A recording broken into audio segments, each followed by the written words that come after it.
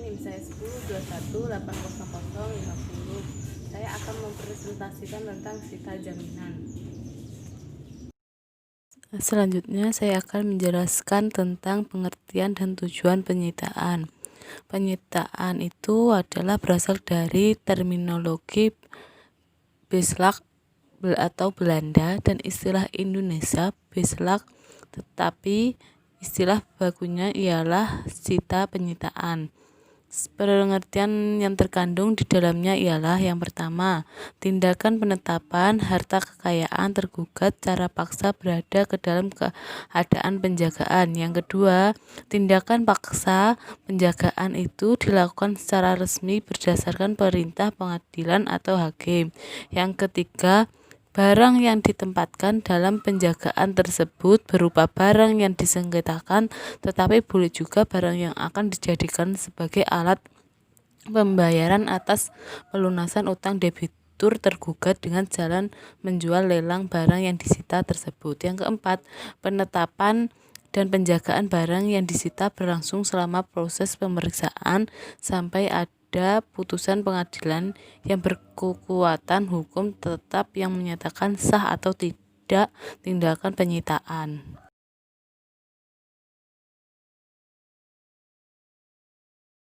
Kedua yaitu objek sita jaminan. Dalam sengketa milik terbatas atas barang yang disengketakan. Adapun kebolehan meletakkan sita jaminan atas harta kekayaan tergugat dalam sengketa hak milik atas benda tidak bergerak yaitu hanya terbatas atas objek barang yang diperkarakan dan tidak boleh melebihi objek tersebut. Pelanggaran atas prinsip itu dianggap sebagai penyalahgunaan wewenang dan sekaligus merupakan pelanggaran atas tata tertib berencana, sehingga penyitaan itu dikategorikan sebagai tidak sesuai dengan hukum acara. Yang kedua itu terhadap objek dalam sengketa utang atau ganti rugi. Sepanjang utang atau tuntutan ganti rugi tidak dijamin dengan anggunan tertentu, sita jaminan dapat diletakkan di atas seluruh harta kekayaan tergugat. Penerapan yang demikian bertitik tolak dari ketentuan pasal 1131 KUA Perdata JO pasal 227 ayat 1 HIR yang menegaskan yang pertama, segala kebendaan debitur baik yang bergerak maupun yang tidak bergerak menjadi tanggungan untuk segala perikatan perseorangan atau pasal 1131 KUA Perdata. Yang kedua, barang debitur tergugat baik yang bergerak dan tidak bergerak dapat diletakkan sita jaminan untuk pembayaran utangnya atas permintaan kreditor atau penggugat. Bolehan menyita seluruh harta milik tergugat dalam sengketa utang atau ganti rugi harus memperhatikan prinsip yang digariskan pada pasal 1970 ayat 8 HIR pasal 211 RBG yang berbunyi dahulukan penyitaan barang bergerak. Yang kedua, kalau barang yang bergerak tidak mencukupi jumlah tuntutan, baru dibolehkan meletakkan sita jaminan terhadap barang tidak bergerak. Yaitu tata cara pelaksanaan sita jaminan. Mengenai tata cara pelaksanaan sita jaminan dijelaskan pada pasal 227 ayat 3 HIR. Adapun tata cara sebagai berikut. Yang pertama yaitu dilaksanakan berdasarkan penetapan pengadilan, yaitu dituangkan dalam bentuk surat penetapan yang diterbitkan oleh ketua PN atau majelis yang bersangkutan. Yang kedua, berisi perintah kepada panitera atau jurusita untuk melaksanakan sita jaminan terhadap harta kekayaan tergugat. Kedua yaitu penyitaan dilaksanakan panitera atau jurusita. Yang ketiga, memberitahukan penyitaan kepada tergugat yang berisi hari tanggal, hal bulan, tahun, dan jam serta tempat penyitaan agar tergugat menghadiri penyitaan. 4. Yaitu jurusita dibantu 2 orang saksi. Dijelaskan nama, pekerjaan, dan tempat tinggal saksi dalam berita acara sita. Saksi harus berpenduduk Indonesia dan paling rendah berumur 21 tahun dan saksinya harus dapat dipercaya. Yang kelima yaitu pelaksanaan sita dilakukan di tempat barang terletak. Maksudnya yaitu jurusita dan saksi datang di tempat barang yang hendak disita. Atau maksudnya atau tidak sah penyitaan yang tidak dilakukan di tempat barang terletak. Selanjutnya yaitu membuat berita acara sita. Meletakkan barang sitaan di tempat semula. Yang terakhir, menyatakan sita sah dan berharga.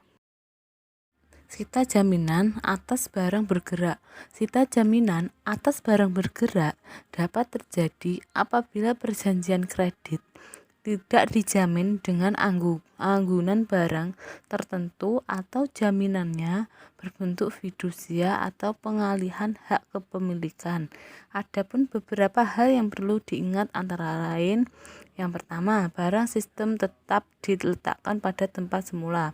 Maksudnya, boleh dipindahkan ke tempat lain dengan syarat apabila hal itu perlu untuk keamanan dan keselamatan. Yang kedua, penjagaan dan penguasaan diserahkan kepada tergugat dan tersita. Maksudnya yaitu tidak boleh diserahkan penjagaan dan penguasaan kepada penggugat atau juga dilarang menyerahkan penjagaan dan penguasaannya kepada pihak ketiga atau kepada kepala desa. Yang ketiga, tidak boleh diletakkan sita jaminan atas permintaan penggugat lain. Yang keempat, secara kasuitis atau memecahkan masalah dapat dibebankan jaminan kepada penggugat secara kasuitis atau memecahkan masalah secara konkret dapat diterapkan ketentuan pasal 722 RV dalam pelaksanaan sita jaminan. Nama saya Kurni Duratu Rafikoh, NIM 10218855, akan mempresentasikan mengenai sita persamaan dan sita eksekusi. Poin pertama yaitu sita persamaan atau Vergelegen Beslag diatur dalam pasal 463 RV sebagai berikut. Apabila jurusita akan melakukan penyitaan dan menemukan barang-barang yang akan disita sebelumnya telah disita, maka jurusita tidak akan melakukan penyitaan lagi. Namun jurusita mempunyai kewenangan untuk mempersamakan barang-barang yang disita dengan berita acara penyitaan yang harus diperlihatkan oleh tersita kepadanya. Jurusita kemudian dapat menyita barang-barang yang tidak disebut dalam berita acara itu dan segera kepada penyita-penyita pertama untuk menjual barang-barang secara bersamaan dalam waktu sebagaimana ditentukan dalam pasal 466 RV. Berita acara sita persamaan ini berlaku sebagai sarana pencegahan hasil lelang kepada penyita pertama. Yang kedua, sita persamaan tidak diatur dalam HIR maupun RBG, tetapi diatur dalam pasal 453 RV yang mengatur tentang eksekusi barang bergerak.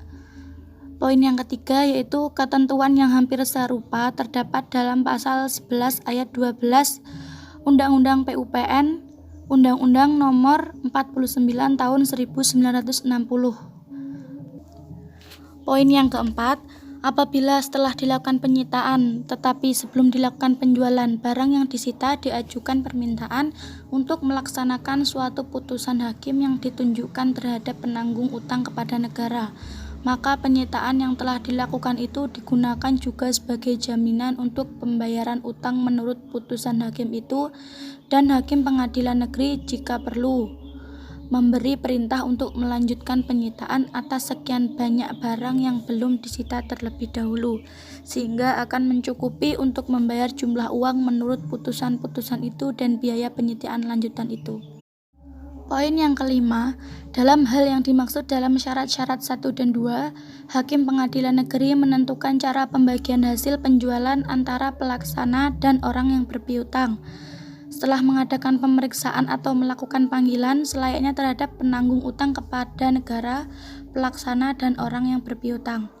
Poin yang keenam, pelaksana dan orang yang berpiutang yang menghadap atas panggilan dimaksud dalam ayat 3 dapat meminta banding kepada pengadilan tinggi atas penentuan bagian tersebut. Poin yang ketujuh, segera setelah putusan tentang pembagian tersebut mendapat kekuatan pasti, maka Hakim Pengadilan Negeri mengirimkan suatu daftar pembagian kepada juru lelang atau orang yang ditugaskan melakukan penjualan umum untuk digunakan sebagai dasar pembagian uang penjualan. Poin yang kedelapan, oleh karena pasal tersebut berhubungan dengan penyitaan yang dilakukan oleh PUPN, maka sita tersebut adalah sita eksekusi dan bukan sita jaminan, dan objek yang disita bisa barang bergerak atau barang yang tidak bergerak. Poin yang kesembilan, sita persamaan barang tidak bergerak harus dilaporkan kepada Badan Pertahanan Nasional atau kelurahan setempat. Poin yang ke-10, apabila suatu jaminan atau sita jaminan utama telah menjadi sita eksekutorial, dilelang atau sudah dieksekusi real, maka sita persamaan dengan sendirinya menjadi hapus demi hukum. Poin yang ke-11, apabila sita jaminan dicabut atau dinyatakan tidak berkekuatan hukum, maka sita persamaan sesuai dengan urutannya menjadi sita jaminan. Selanjutnya yaitu sita eksekusi. Sita eksekusi itu ada dua, yaitu sita eksekusi yang langsung dan sita eksekusi yang tidak langsung. Nah, sita eksekusi yang langsung itu diletakkan atas barang bergerak dan barang yang tidak bergerak milik debitur atau pihak yang kalah. Sehubungan dengan pelaksanaan gros akta pengakuan utang yang berkepala demi keadilan berdasarkan ketuhanan yang Maha Esa atau pelaksanaan gros akta hipotik. Ini berfungsi sebagai gros atau hipotik adalah sertifikat hipotik yang dikeluarkan oleh Kepala Kantor Pertahanan Kabupaten atau Kota yang bersangkutan. Yang kedua yaitu sita eksekusi tidak langsung. Sita eksekusi yang tidak langsung adalah sita eksekusi yang berasal dari sita jaminan yang telah dinyatakan sah dan berharga dan dalam rangka eksekusi otomatis berubah menjadi sita eksekusi. Nah, dalam rangka eksekusi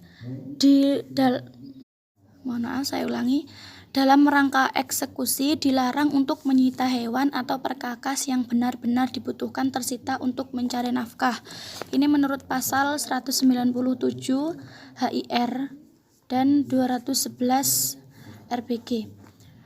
Perlu diperhatikan juga bahwa yang tidak dapat disita adalah hewan-hewan yang benar-benar dibutuhkan untuk mencari nafkah oleh tersita. Jadi 1 atau 2 ekor sapi atau kerbau yang benar-benar dibutuhkan untuk mengerjakan sawah. Jadi bukan sapi-sapi dari sebuah peternakan. Kalau sapi-sapi dalam sebuah peternakan itu dapat disita. Dan binatang-binatang lain yaitu kuda, anjing, kucing, burung yang kadang-kadang harga hewan tersebut itu dapat tinggi. Nah, itu dapat disita.